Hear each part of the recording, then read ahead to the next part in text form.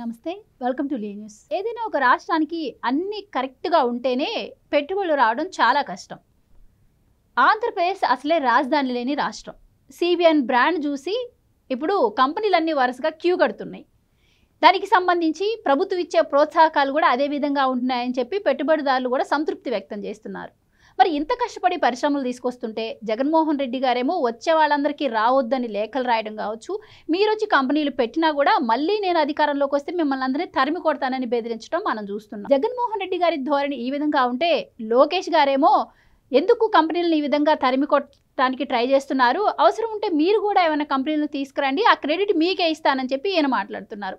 అసలు ఇద్దరి మధ్య ఇంత తేడా ప్రజలు కూడా గమనిస్తున్నారు. మరి వచ్చే పెట్టుబడులను ఈ విధంగా వెనక్కి పంపించటం, మరి జగన్మోహన్ రెడ్డి గారు చేసేటువంటి ఈ పనులను ఏ విధంగా చూడొచ్చు తెలుసుకుందాం. మనతో పాటు ఉన్నారు టీడీపీ సోషల్ మీడియా యాక్టివిస్ట్ అమ్మ ప్రసాద్ గారు. నమస్కారం అండి. నమస్తే అమ్మా.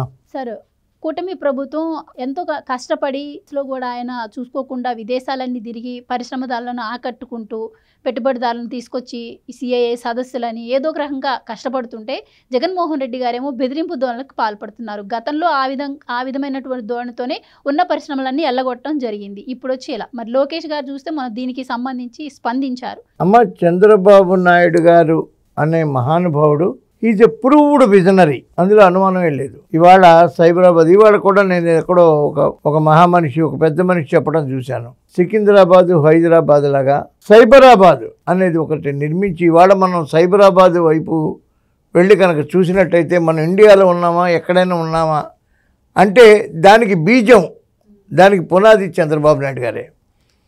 ఇవాళ 2014 నుంచి 19 వరకు చంద్రబాబు నాయుడు గారికి అధికారం ఇచ్చిన ప్రజలు కంటిన్యూటీ ఉంటే ఇవాళ ఆంధ్రప్రదేశ్ ఎక్కడో ఉండేది. 5 సంవత్సరాల మధ్యలో ఒక ప్రభుత్వం రావటం, ఏ ముఖ్యమంత్రి అయినా ఒక్కసారి ప్రజలు కూడా ఆలోచించాలి. దీన్ని ఒక స్థలంలో కూర్చుని, ప్రజావేదిక అనే స్థలంలో కూర్చుని కలెక్టర్ల ముందు this is the last conference, tomorrow it will be demolished, tomorrow it will be demolished అంటే you don't like that place, నీకు ఇష్టం లేదు, మరి ఎందుకు పెట్టావు కాన్ఫరెన్స్ అక్కడ? You might have done a conference in some other place. ఇక్కడ ఎందుకు కాన్ఫరెన్స్ పెట్టాను ప్రజావేదికలో, ఎందుకు పెట్టలేదంటే అది నాకు ఇష్టం లేదు, అక్రమ కట్టడం, రేపు కూలి చేస్తున్నాను దాన్ని, అందుకని ఇక్కడ పెట్టాను కాన్ఫరెన్స్ అని చెప్పు. అక్కడే కాన్ఫరెన్స్ పెట్టి రేపు దీన్ని కూలి చేస్తున్నాం అని అంటే ఆ రోజు కాన్ఫరెన్స్కి నీకు పనికొచ్చింది, అది ఉపయోగపడింది, దాన్ని కూలి చేశారు. ఆ భయం ప్రజల్లో ఉంది. ఏ ప్రభుత్వం అయినా ఇల్లు కట్టుకుంటే మామిడి తోరణాలతో కట్టుకుంటాం, కానీ కూల్చివేతతోటి ప్రభుత్వం మొదలైంది కాబట్టి 11కి కూలిపోయిందమ్మా. ఇవాళ పారిశ్రామికవేత్తల్లో కూడా ఆయన వస్తే ఏం చేస్తాడనే భయం అనేది ఉంటుంది.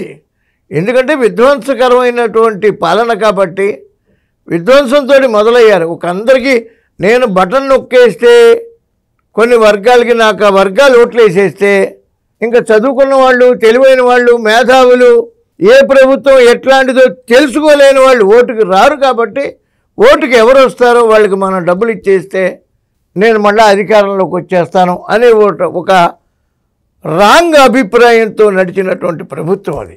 వాళ్ళు డబ్బులు తీసుకున్నారు చక్కగా, కానీ వాళ్ళు అభివృద్ధి కోరుకుని చంద్రబాబు నాయుడు గారు ఓటేశారు. ఎందుకు వేశారు అని అంటే ఒకప్పటి ఇల్లిటరేట్స్ కాదమ్మా. వాళ్ళ పిల్లలు చాకలే పని చేసుకునేవారు, మంగళ పిల్లలు మంగళ పనే చేసుకునేవారు. కానీ వాళ్ళ చాకలి పిల్లలు ఇంజనీర్లు అవుతున్నారు, మంగళ పిల్లలు డాక్టర్లు అవుతున్నారు. అందుచేత ఎప్పుడైతే కాలానుగుణమైన మార్పుల వల్ల ఆటో వాడు కూడా వాళ్ళ పిల్లల్ని ఎక్కడ చదివిస్తున్నామంటే నేను భారతీయ విద్యాభవన్లో అండి. ఎలా చదివిస్తున్నారు అంటే మేము తినకో మా పిల్లల్ని చదివించవలసిన బాధ్యత మాకుంది సార్, మాలాగా మా పిల్లలు ఉండకూడదు అంటున్నారు. ఈ యొక్క కాలానుగుణమైన మార్పుల్లో ప్రజలన్నీ తెలుసుకోవటం వల్ల 2,73,000 కోట్లు కొట్టాను అని నువ్వు అన్నప్పటికీ ప్రజలు 11 సీట్లకి కుదించారు. ఇవాళ పారిశ్రామికవేత్తలు తెలుసుకోవాల్సిన నిజం ఏంటంటే ప్రజలకి ఇంత డబ్బు బటన్ నొక్కినప్పటికీ కూడా వాళ్ళు 11 సీట్లకు కుదించారు అని అంటే భవిష్యత్తులో వైఎస్ఆర్సీపీ ప్రభుత్వం అధికారంలోకి రావటమే కాదు, స్లోగా ఉన్న సీట్లు కూడా డౌన్ అయిపోయి మళ్ళీ ఎలక్షన్కి ఎమ్మెల్యేలు, ఎంపీలు దొరకని పరిస్థితి వస్తుంది వాళ్ళకి. ఇది నిజం, ఇది పారిశ్రామికవేత్తలు తెలుసుకోవాలి. ఆంధ్రప్రదేశ్ ఇవాళ పోలవరం తయారయ్యి అద్భుతమైన సిఆర్డిఏ బిల్డింగ్ తయారైంది, అద్భుతమైన రాజధాని తయారవుతోంది. అసలు మనిషి బయటికి వెళ్ళాలంటే రోడ్డు ఎక్కాలి, రోడ్లే వెయ్యని ప్రభుత్వం అది. ఇంక వాళ్ళేం పరిశ్రమలు తెస్తారమ్మా? అసలు ఒక పరిశ్రమ రావాలంటే ఒక ట్రాన్స్పోర్టేషన్ ఉండాలి కదా. పెద్ద పెద్ద గుంతల రోడ్లు వేయలేదు. వాళ్ళు ఎక్కడ వ్యాపారం చేశారో ఏం వ్యాపారం చేశారో అవన్నీ పక్కన పెట్టేసిన మినిమం రోడ్లు వేయటం అనేది మినిమం కనెక్టివిటీ. మనం స్కూల్కి వెళ్ళాలన్నా, హాస్పిటల్కి వెళ్ళాలన్నా, ఇంకో చోటుకి వెళ్ళాలన్నా, గుడికి వెళ్ళాలన్నా రోడ్డు కావాలి. అటువంటి రోడ్లే వెయ్యని ప్రభుత్వం అది. ఇవాళ వాజ్పేయి గారిని ఎందుకు తలుచుకుంటున్నాం? ప్రతి నేషనల్ హైవేలోనూ మనం కారులో వెళ్తుంటే వాజ్పేయి గారు గుర్తొస్తారు. ఆ మహానుభావుడు భారతదేశంలో నేషనల్ హైవేస్ అన్నీ అద్భుతంగా చేయిస్తాడు ఆయన. మద్రాస్ టు కలకట్టా దగ్గర నుంచి అన్ని నేషనల్ హైవేస్ అన్నీ చేసేశారు. అంటే రోడ్డు అనేది మినిమం మౌలిక సదుపాయం. అది కూడా తెలియని ప్రభుత్వం అభివృద్ధి చేస్తారంటే ఏం చేస్తారు వాళ్ళు? వాళ్ళని చూసి ఏ పరిశ్రమ వస్తుంది? పారిపోయారు అందరూ. పరిశ్రమకు రాకముందే మాకెంత దీంట్లో షేర్ అంటే ఎవడొస్తాడమ్మా? పారిపోయారు. ఇవాళ గతంలో చంద్రబాబు నాయుడు గారి పరిపాలనలో కదా కియా వచ్చింది.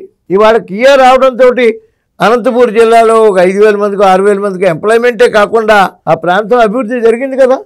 అలాగే తిరుపతిలో కొన్ని మొబైల్ యూనిట్స్ అన్నీ వచ్చినాయి కదమ్మా. ఆ కార్బన్ అని అవన్నీ శ్రీ సిటీలో అవన్నీ వచ్చినాయి కదా.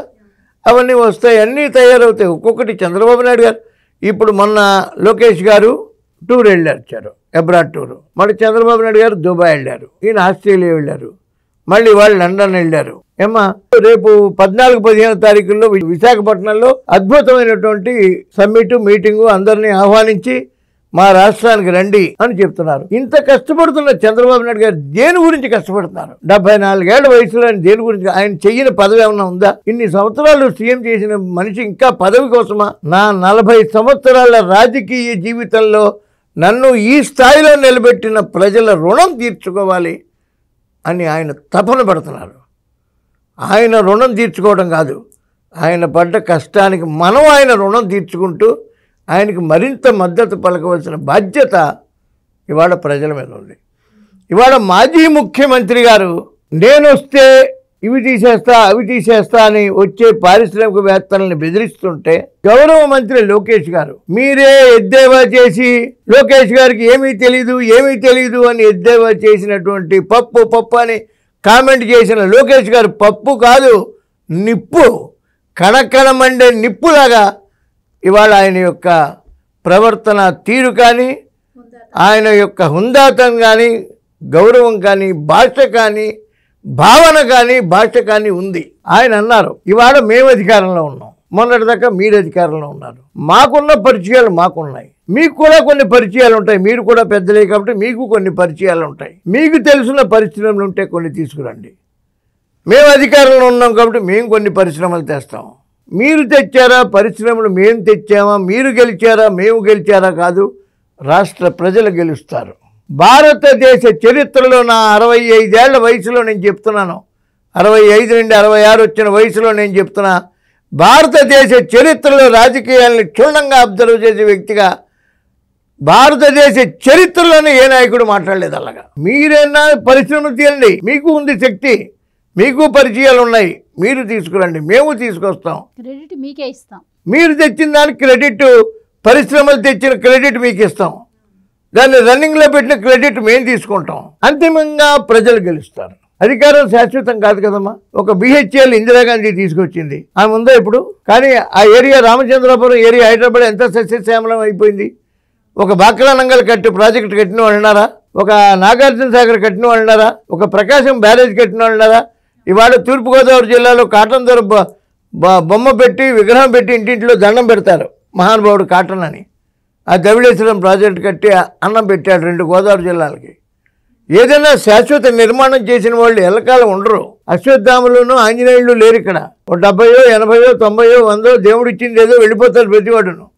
కానీ ఏదైనా ప్రజలకు ఉపయోగకరమైనటువంటి ఒక ఇండస్ట్రీ, విశాఖ ఉక్కు కానీ, లేకపోతే మన హైదరాబాద్ బిహెచ్ఎల్ కానీ, బిహెచ్పివి కానీ, విశాఖపట్నం అక్కడ ఓడరేవు కానీ, కాకినాడ పోర్ట్ కానీ, ఇవన్నీ కూడా నిర్మాణం జరిగితే కొన్ని వేల మంది, వందల మంది, వేల మంది చదువుకున్న వాళ్ళు ఉద్యోగాలు వస్తాయి, వాళ్ళు బతుకుతారు.